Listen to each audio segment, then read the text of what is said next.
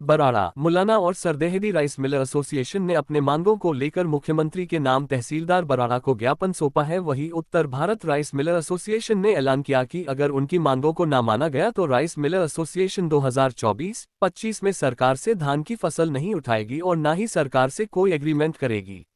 अपनी मांगों को लेकर बराड़ा, मुलाना और सरदेहरी राइस मिलर एसोसिएशन ने मुख्यमंत्री के नाम तहसीलदार बराड़ा को ज्ञापन सौंपा है और वहीं उत्तर भारत राइस मिलर एसोसिएशन ने ऐलान किया है कि अगर सरकार उनकी मांग नहीं मानती तो वह 2024-2025 में सरकार से जीरी नहीं उठाएंगे और न ही सरकार से कोई एग्रीमेंट करेंगे। अपनी प्रमुख मांगों में उन्होंने बताया कि सरकार द्वारा उन्हें चावल लगाने के लिए स्पेस उपलब्ध करवाया जाता था, परंतु इस बार उन्हें चावल लगाने के लिए स्पेस उपलब्ध नहीं करवाया गया है, जिसके कारण ज्यादातर शेलर मालिक अपने शेलर में चावल नहीं लगा पाए हैं। वहीं जो क्रेट का किराया, लोडिंग का खर्चा और जो पहले ड्राई 1% मिलती थी अब वह आधी रह गई है। मिलिंग चार्जेस भी पुराने रेट पर ही दिए जा रहे हैं, जिन्हें अब बढ़ाया जाना चाहिए।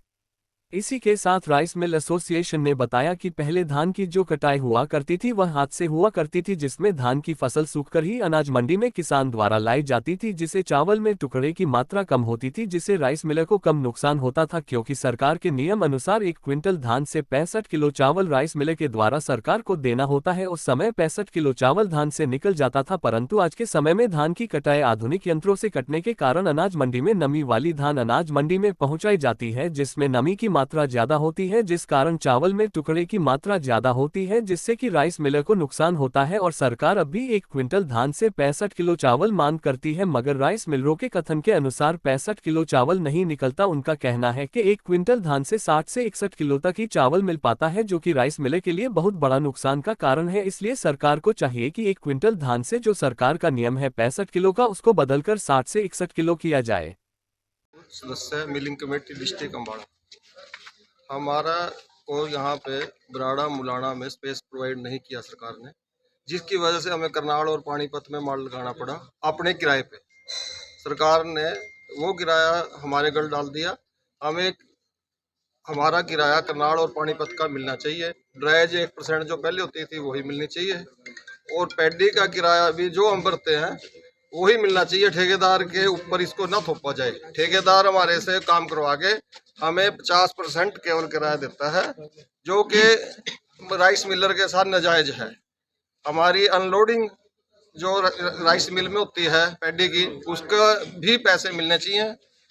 और उसके अलावा सरकार पूरा स्पेस प्रोवाइड कराए, जितना जीरी खरीदती है उसके मुताबिक पूरा स्पेस प्रोवाइड कराए, ताकि हम अपना कार्य 31 मार्च तक कर सकें। अब हमने 11 से 12% का 10% का चावल सरकार को दिया है, जबकि सरकार 14% से ऊपर के पैसे हमारे से काटती है, और कम जो हम देते हैं मॉइस्चर उसका हमें कुछ नहीं देती। तो ये सब बातें हैं जिसके कारण से हम इस साल 24-25 में जीरी उठाने में असमर्थ हैं। और जब तक हमारी बातें पूरी नहीं होंगी हम जीरी बिल्कुल नहीं सरकार की उठाएंगे और ना ही कोई एग्रीमेंट करेंगे और सरकारी कार्य नहीं करेंगे। ये हमारा फैसला है उत्तर हरियाणा राइस मिल एसोसिएशन का। सर, मेरा नाम अश्विंदर सिंह, मैं मुलाना ट्रेड से राइस मिलर एसोसिएशन ट्रेड से संबंधित हूँ। आज हम मुलाना, बराड़ा, सरदेहरी ट्रेड के लोग राइस मिलर एकत्रित होकर यहाँ पर पहुँचे हैं। जो सरकार की राइस मिलरों के प्रति जन विरोधी नीति है उसका हम खिलाफत करने और एसडीएम साहिब को एक ज्ञापन देने पहुँचे हैं। हमारी मुख्य मांगे में हमें स्पेस नहीं उपलब्ध हो पा रहा है, जिसके कारण हमारे बहुत से राइस मिलर भाई अपना चावल लगाने की वजह से रह गए हैं। और जो हमारे क्रेट का किराया था, अनलोडिंग थी, और ड्राइज जो पहले हमें 1% मिलती थी वो आधा % रह गई है। कुछ ऐसी ही डिमांडें और काफ़ी है। एफआर के मिक्सिंग है, मिलिंग चार्जेस जो हमें बहुत कम 1999 में 2000 में 10 रुपये मिलती थी, आज भी वही मिल रही है, जबकि हर पॉलिसी का रिव्यू होता है। इस पॉलिसी का आज तक कोई रिव्यू नहीं हुआ।